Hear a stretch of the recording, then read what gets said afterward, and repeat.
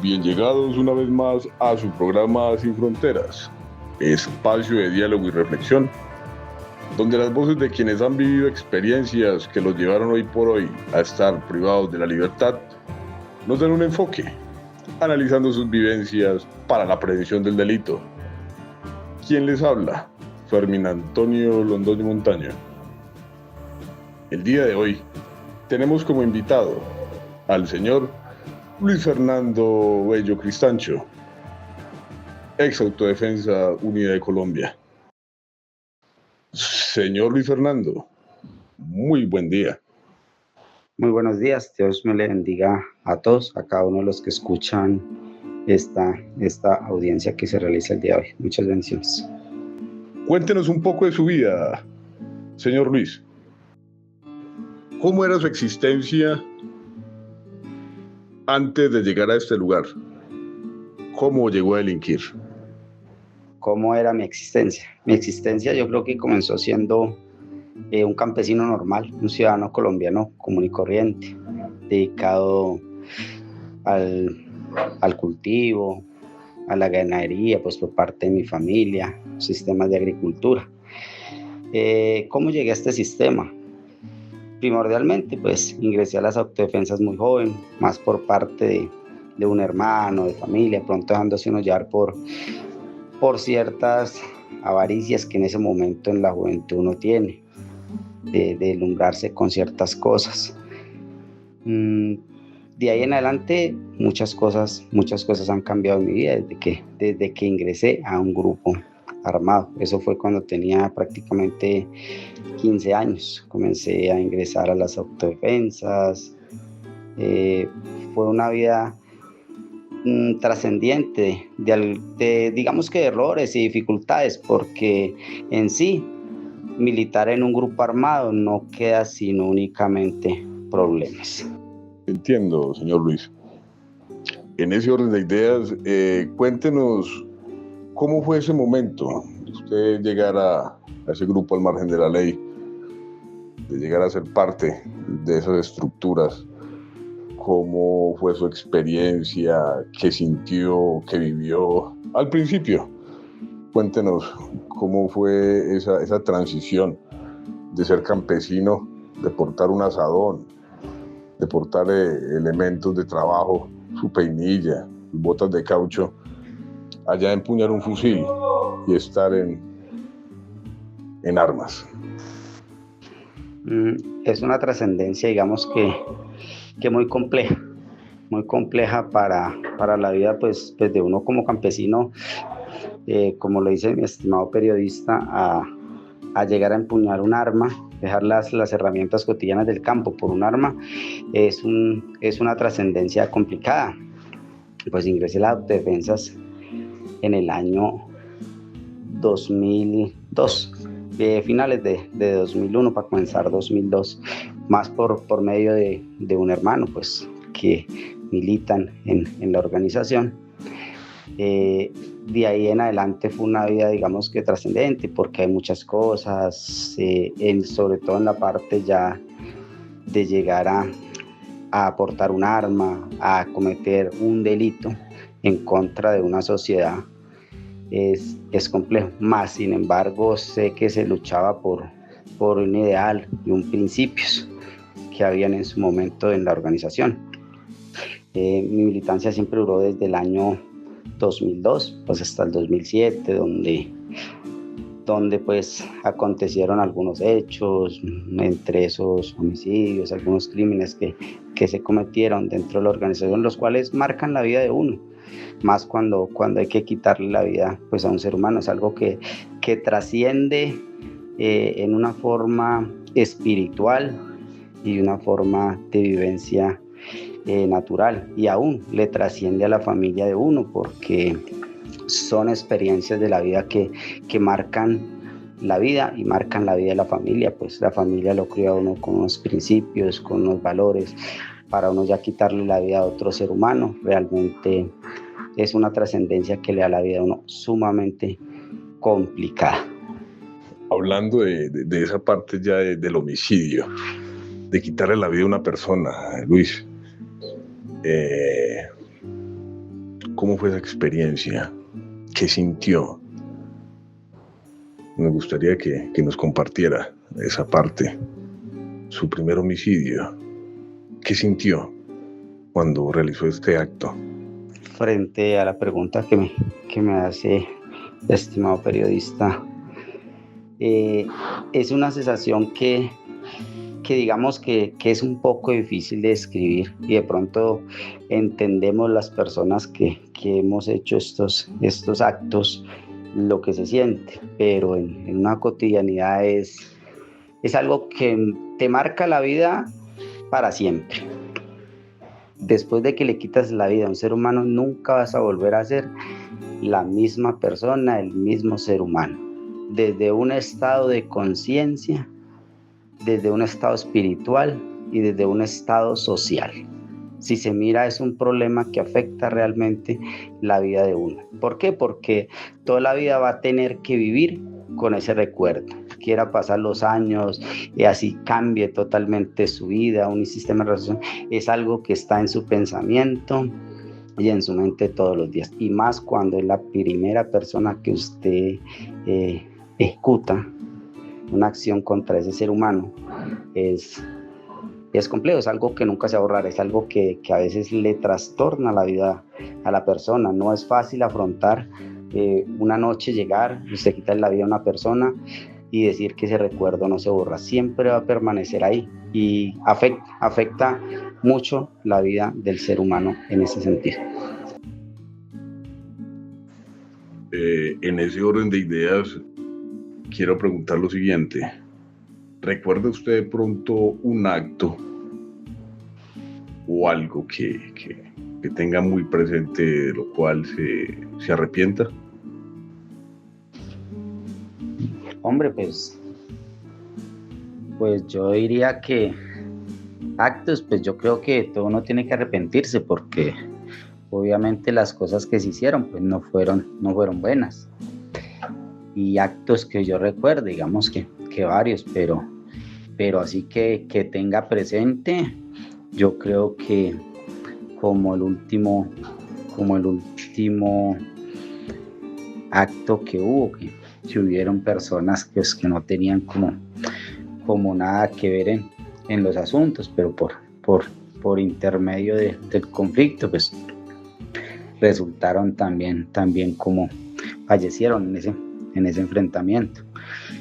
Y otro que recuerdo, de pronto creo que la primera persona que uno le quita la vida es algo que nunca se le va a olvidar, que tenga una persona ahí, le alcance una pistola y le digan tiene que matarlo, cuando uno nunca ha matado a nadie. Entonces eso es un acto que yo creo que el que más me arrepiento es la primera vez que hice eso, porque de ahí conlleva a otra, y eso es lo que ha generado muchos actos. Y de arrepentirse, pues yo creo que todo lo que se hizo, porque se hizo pensando en una ideología, en un bien político, en un bien común de la sociedad, cuando realmente se estaba haciendo era daño.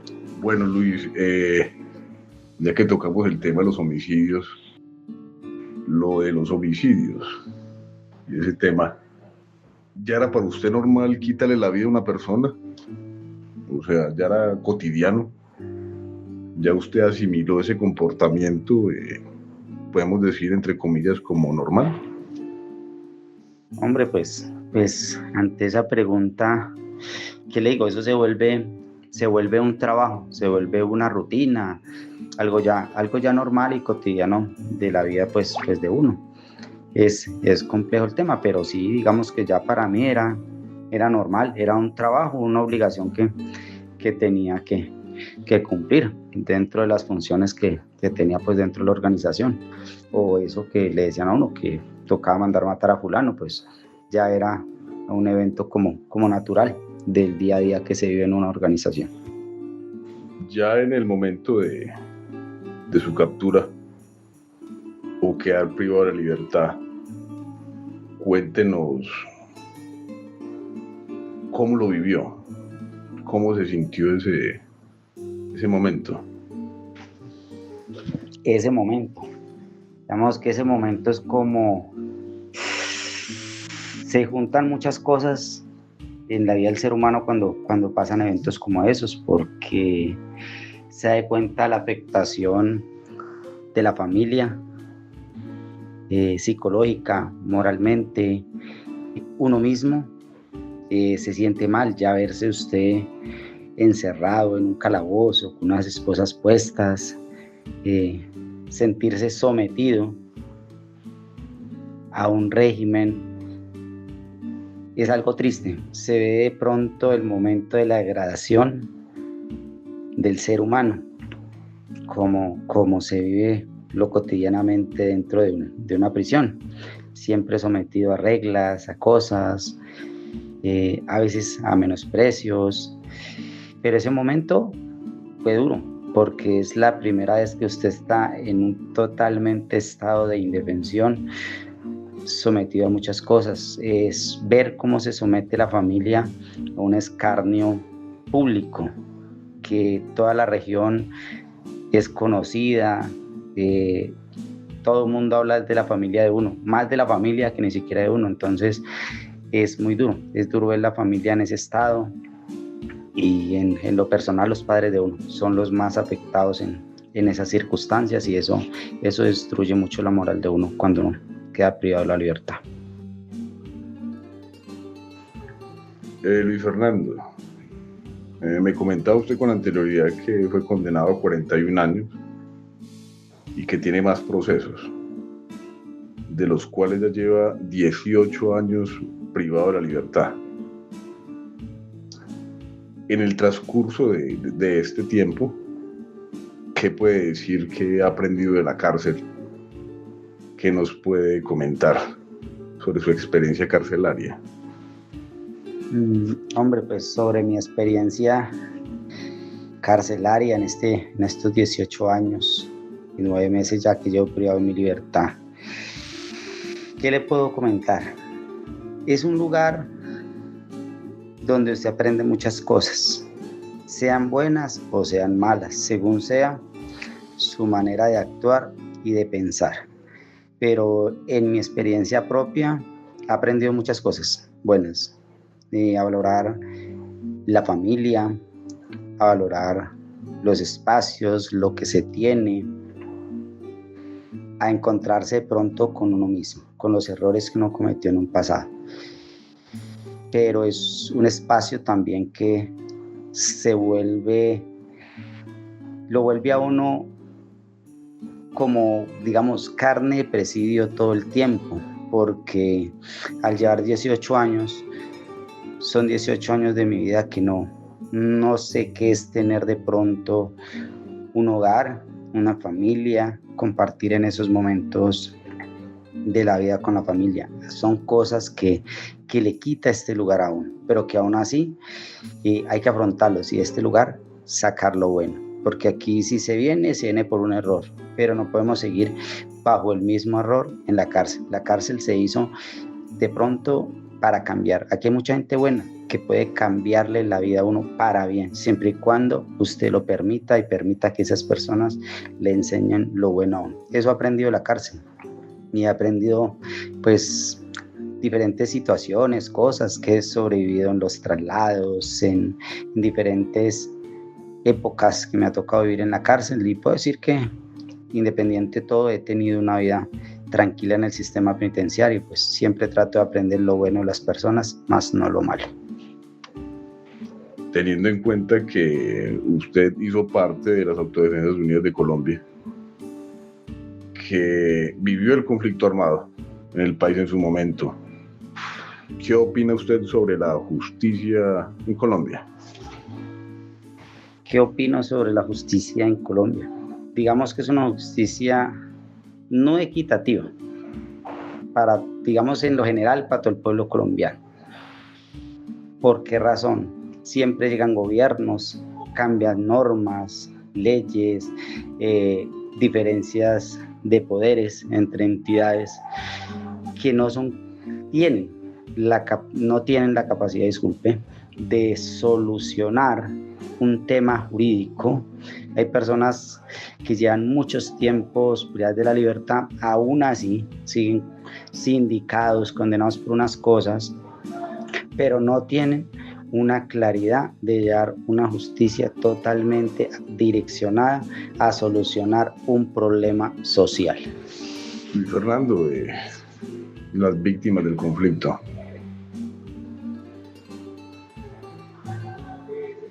Hablemos de ellas, pero no tanto de las víctimas, sino ya de las familias.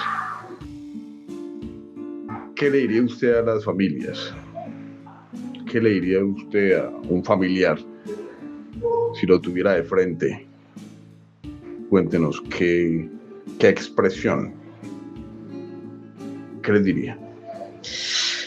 Es una situación pues compleja porque primordialmente pedirles perdón por de pronto dejarlo sin un ser querido, sin un hijo, sin un papá o sin un hermano, porque ya uno ha experimentado qué es perder familia, ha sentido ese dolor, de pronto no en circunstancias como se hicieron, que se ultimaron las personas. Entonces, ¿qué les pediría? Que me perdonaran por los actos que hice, que siempre he estado dispuesto a colaborar con la verdad de qué le ha pasado a los seres queridos, porque todas las víctimas lo que más esperan, aparte de algo económico, lo que más espera una víctima es saber dónde o qué pasó con su ser querido. Luis, ¿considera que la pena que le fue impuesta es justa o injusta?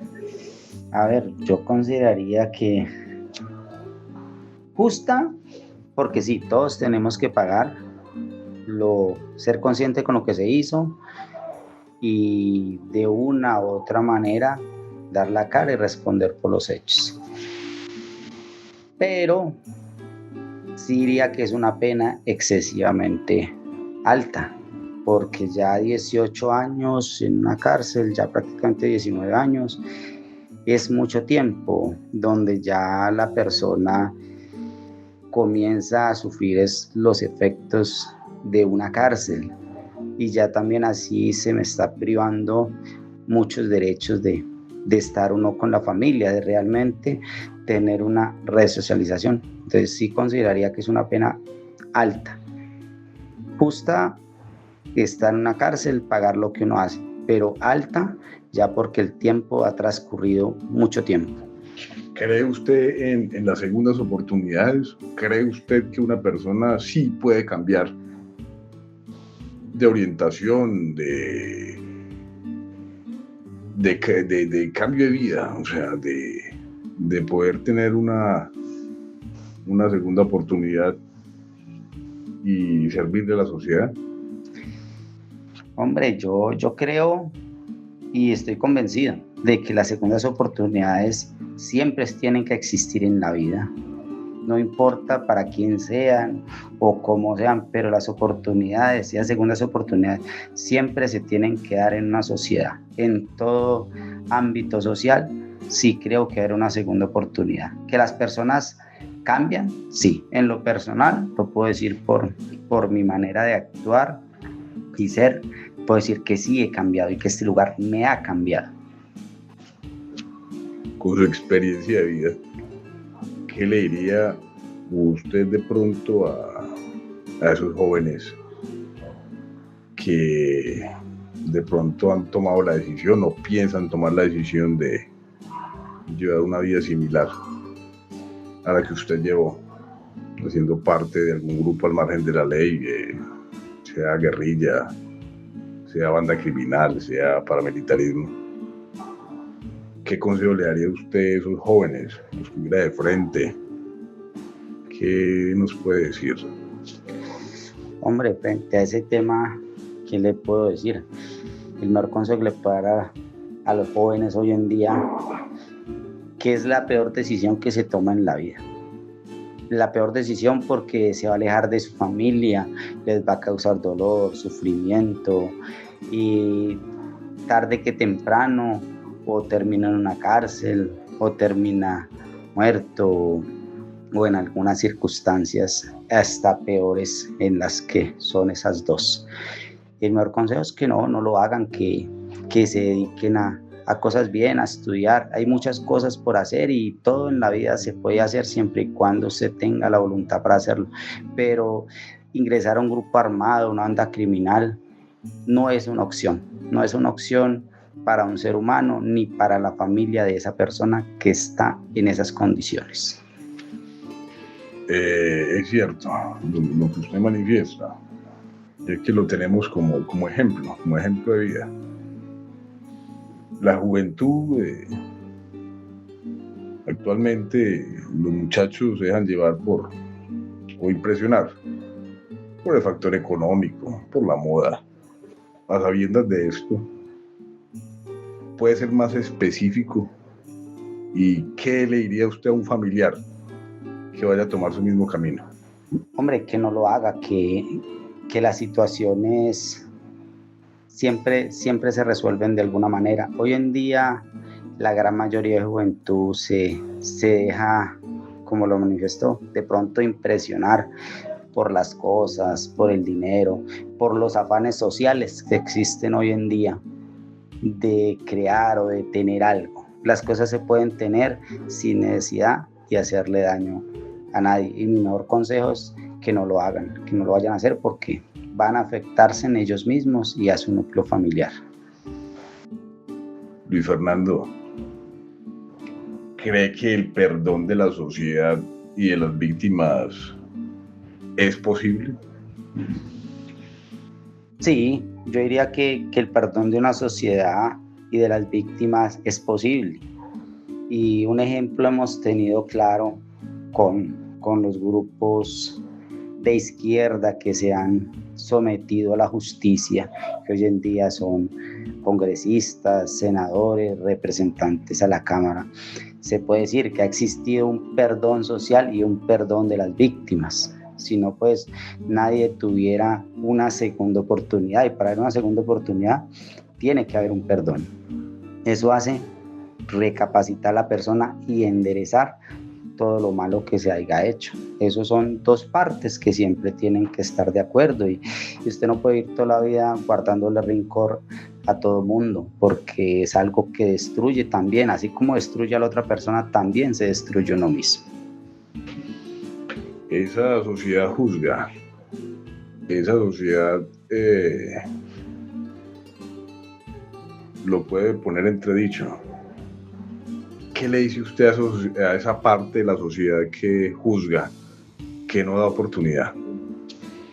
Hombre, ¿qué le puede decir a esa parte de la sociedad que juzga? Estamos en una sociedad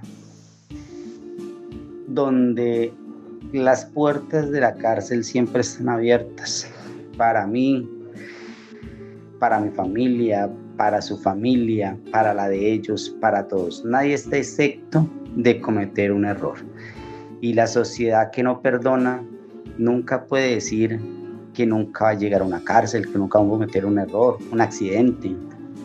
Y esa misma sociedad pasa más adelante a ser juzgados también por un hecho que de pronto incondicional de cualquier situación, de pertenecer a un grupo, a lo que sea, sucedió y transcurrió dentro de un evento en una sociedad. Entonces, ¿qué le puedo decir a esa sociedad que juzga y que no quiere una segunda oportunidad?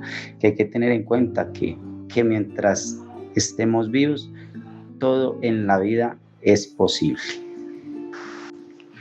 Luis, ¿cómo podría usted, desde su situación, contribuir a una reconciliación, sea con los familiares de las víctimas o con la propia sociedad?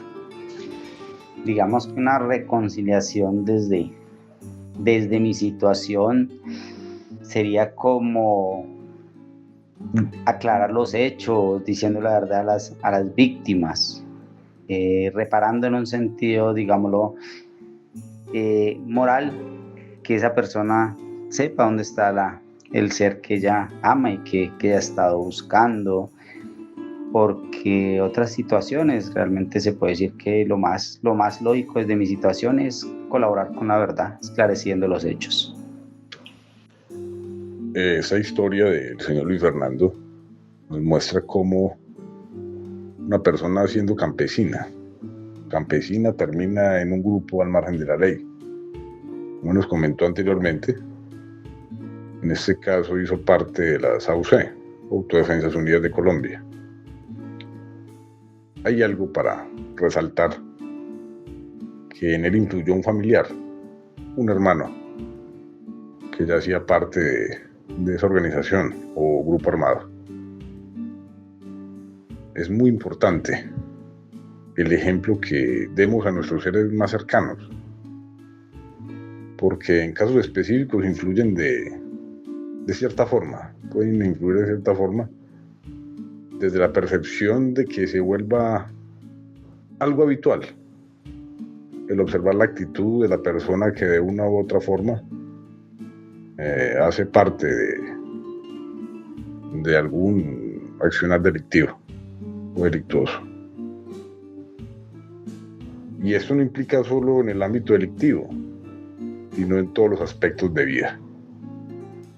Si realmente queremos un cambio de mentalidad dirigido a lo positivo y correcto, pienso que debemos de dar los primeros pasos encaminados a un buen proceder, en especial con nuestros niños, niñas y adolescentes, y a toda nuestra infancia cercana, ya que ellos son el futuro. Bueno, Luis, agradecemos que haya hecho parte de este programa Sin Fronteras, siempre orientados a la prevención del delito a nivel investigativo. Esperamos de que sus aportes sean tenidos en cuenta por los oyentes y lo tomen como una experiencia de vida. Señor Luis Fernando Bello Cristancho, agradecemos altamente su presencia en el programa. Esperamos una próxima participación. Dios lo bendiga. Amén. Igualmente, muchas gracias primero a usted, estimado periodista, por invitarme, por esta entrevista. Muy agradecidos cuanto a la audiencia que se presenta ante la entrevista. Muchas bendiciones. Sin Fronteras, por la libertad.